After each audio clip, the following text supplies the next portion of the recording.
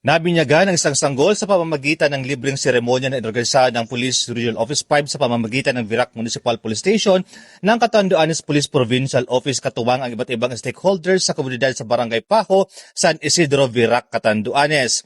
Isinagawa ang simpleng ngunit makabuluhang seremonya ay dinaluhan ni Police Major Kenneth Dingsy Gutierrez kasama ng mga stakeholders na sina Mr. Junji Tabonso, Dr. Merfil Jane Linzafe, Ms. Nida Sampag at Ms. Cheryl Bartolome na nagbigay ng suporta upang may sakataparan ang aktibidad. Nagpahayag ng taus-pusong pasasalamat ang pamilya ng sanggol sa Virac MPS at sa mga katuwang sa programa. Ayon sa kanila, ang ganitong inisyatibo ay malaking tulong sa kanilang pamilya at nagpapakita ng malasakit at aktibong pakikiisa ng kapulisan sa komunidad.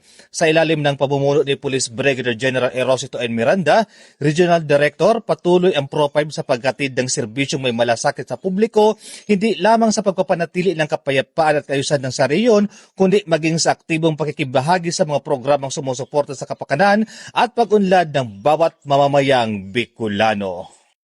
Wala dito sa Legazpi City, Albay, ako po si Police Staff Sergeant Merc Wilito P. Lubendino Jr. Nag-uulat para sa Police News Network at ito ang bagong PNP para sa bagong Pilipinas, serbisyong mabilis, tapat at nararamdaman.